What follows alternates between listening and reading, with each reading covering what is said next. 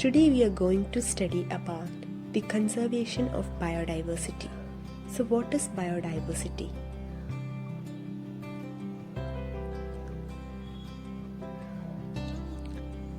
The variability of life on Earth is called biodiversity. A number of factors like pollution, industrialization, population, and depletion lead to the loss of biodiversity. Loss of biodiversity indicates either loss of species or reduction of species in a natural habitat, or both of them on a global level.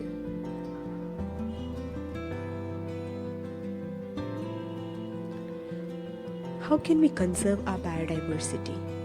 Biodiversity conservation refers to the protection, restoration, and management of biodiversity in order to derive sustainable benefits for present and future generations.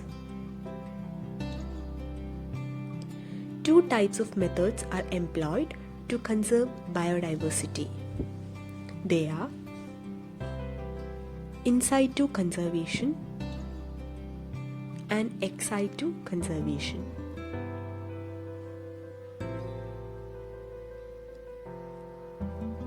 In situ conservation.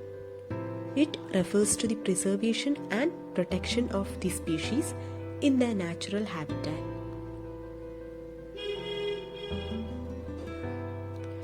In situ conservation include biosphere reserves, national parks, wildlife sanctuaries, community reserves, biodiversity hotspots, and sacred groves.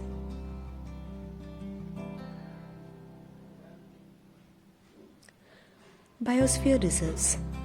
These are vast regions designed with an aim to protect world's important ecosystems, biodiversity, and genetic resources, mostly open to tourists and researchers.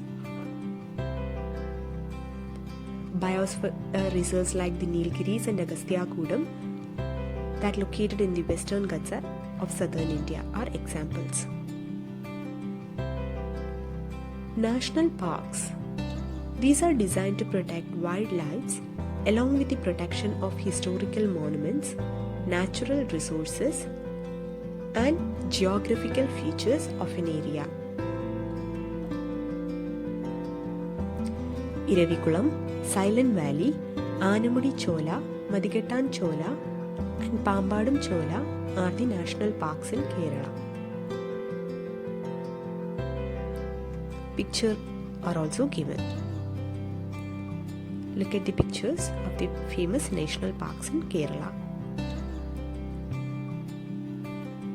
Wildlife sanctuaries.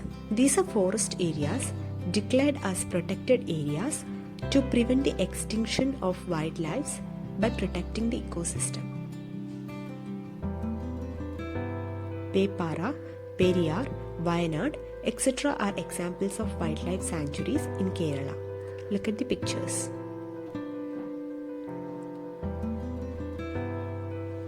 Community reserves. Community reserves are areas protected with the participation of the public or the community. These are ecologically important places located in populated areas. Kadalundi Community Reserve is an example. Sacred groves. These are small areas of biodiversity protected by communities due to religious beliefs. Many of these, which were highly biorich, have been destroyed. Only a few are remaining now.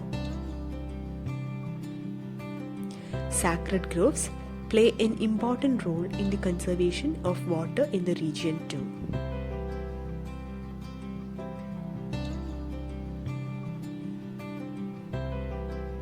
Ecological hotspots. These are areas rich in endemic species but facing the threat of habitat destruction. Each hotspot is ecologically a very important area of biodiversity. The Western Ghats.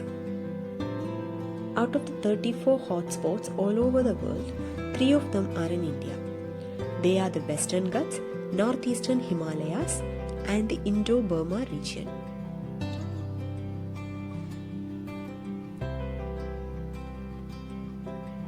Now let us look at what is ex situ conservation. Ex situ conservation of biodiversity involves the breeding and maintenance of endangered species in artificial ecosystems. Essential conditions like climate, food availability, veterinary care are under human control. Ex situ conservation includes zoos, nurseries, gene banks, botanical gardens, etc.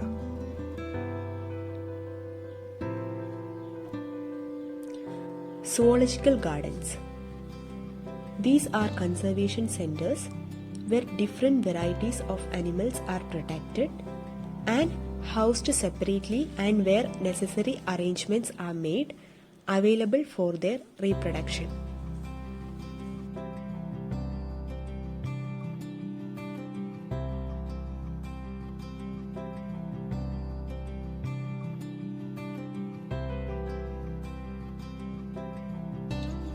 Gene banks. These are research centers with facilities to collect seeds and gametes to preserve them for a long time. Organisms can be recreated out of them whenever required. Rajiv Gandhi Center for Biotechnology at Thiruvananthapuram is an example.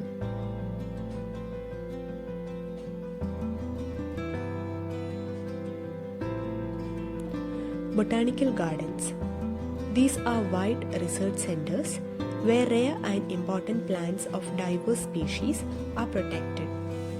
We can identify many plants and get more information about them by visiting a botanical garden. Jawaharlal Nehru Tropical Botanical Garden and Research Institute at Palod, Malabar Botanical Garden at Olavanna in Kozhikode are examples. So let's summarize what we have learned today. Conservation of biodiversity is done in situ conservation and ex situ conservation. The methods of in situ conservation are biosphere reserves, national parks, wildlife sanctuaries, community reserves, sacred groves, and ecological hotspots. Ex situ conservation methods are zoological gardens, gene banks, and botanical gardens.